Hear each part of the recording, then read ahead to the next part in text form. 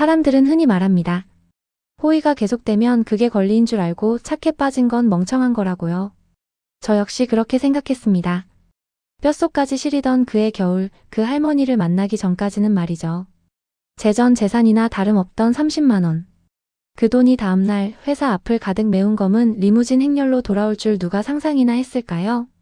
12월에 칼바람이 살을 애는 듯 불던 어느 날이었습니다. 입사 3년 차 하지만 여전히 계약직 꼬리표를 떼지 못한 저는 정규직 심사에서 또다시 미끄러진 채 터덜터덜 공원을 걷고 있었습니다. 그때 낡은 벤치 구석에 웅크리고 앉아있는 한 할머니가 눈에 들어왔습니다.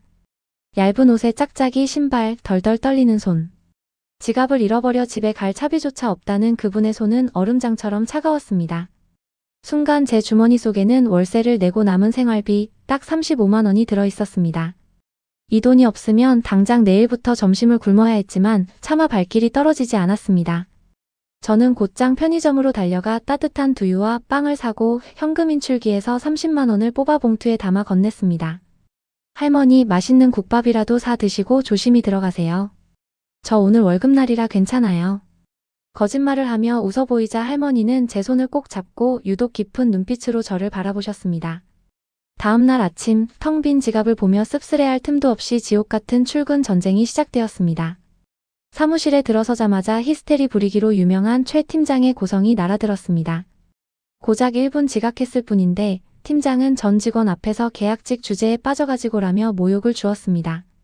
그나마 저를 버티게 해주는 건 비밀 사내 연애 중인 남자친구 민우였습니다. 옥상에서 캔커피를 건네주는 그에게 어제 일을 털어놓자 그는 묘한 표정으로 제 머리를 쓰다듬으며 말했습니다. 너는 진짜 바보같이 착하네. 근데 그 복 분명히 다 돌아올 거야. 며칠 뒤 민우는 결혼 허락을 받고 싶다며 저를 자신의 집으로 초대했습니다. 하지만 도착한 곳은 성북동의 으리으리한 대저택이었습니다. 현관문이 열리고 등장한 그의 어머니는 저를 위아래로 훑어보더니 자리에 앉으라는 말조차 없었습니다. 제 옷차림이 시장통에서 주워 입은 것 같다고 비웃으시더니 급기야 흰 봉투 하나를 테이블 위로 던지셨습니다. 이거 받고 떨어져. 급이 맞아야 놀지. 주제 파악 좀 해라. 민우가 말렸지만 독설은 멈추지 않았습니다. 저는 봉투를 뜯지도 않은 채 뛰쳐나왔습니다. 뒤따라 나오는 민우를 뿌리치며 헤어지자고 소리쳤습니다. 가난하고 백없는 내가 우스웠냐며 울분을 토하고 돌아온 밤, 며칠 전 공원에서 할머니에게 드렸던 30만 원이 사무치게 떠올랐습니다. 차라리 그 돈으로 옷이나 한 벌 사 입고 갔더라면. 후회와 자괴감이 밀려왔습니다. 세상은 착하게 살면 호구 잡히는 곳이 맞았습니다. 저는 결국 사직서를 품고 다음날 출근길에 올랐습니다. 하필 그날은 그룹 창립 30주년 기념 행사가 있는 날이었습니다. 회장님이 참석한다는 소문에 비상이 걸렸고 최 팀장은 저를 쥐잡듯 잡았습니다. VIP 다과상 세팅을 하던 중 최 팀장이 지나가다 실수로 최고급 와인잔을 깨트리고는 순식간에 제게 죄를 뒤집어 씌웠습니다. 어머, 미쳤어? 회장님 오시기 직전인데. 팀장의 뻔뻔한 연기에 사람들은 웅성거렸고 저는 억울함에 눈물만 흘리고 있었습니다. 그때 누군가 소리쳤습니다. 회장님 도착하셨습니다.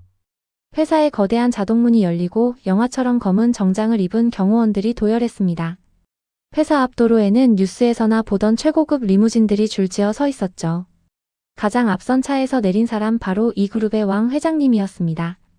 지팡이를 짚고 들어오는 노부인의 얼굴을 본 순간 저는 심장이 멎는 줄 알았습니다. 그분은 며칠 전 공원에서 제가 30만 원을 쥐어드렸던 바로 그 할머니였습니다. 낡은 패딩 대신 최고급 한복을 입고 계셨지만 눈빛만은 그대로였습니다.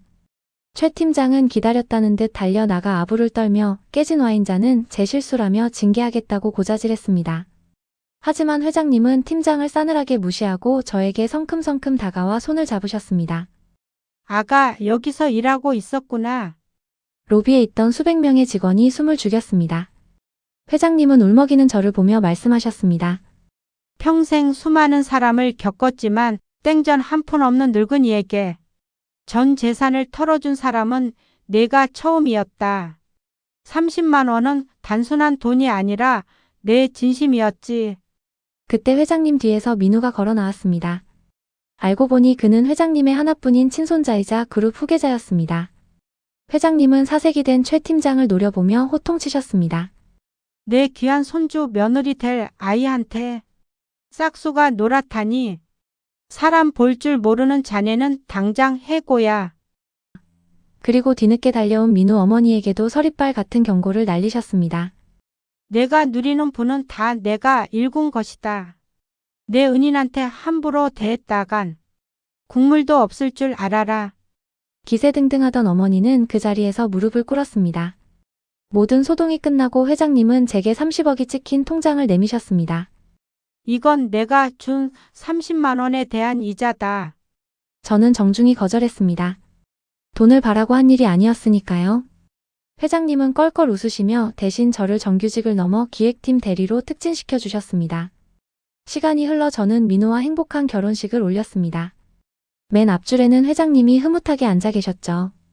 그날의 30만 원은 사라졌지만 저는 사람의 마음을 얻는 법을 배웠습니다. 진심은 언젠가 반드시 보상받는다는 것, 그게 제가 겪은 기적이었습니다.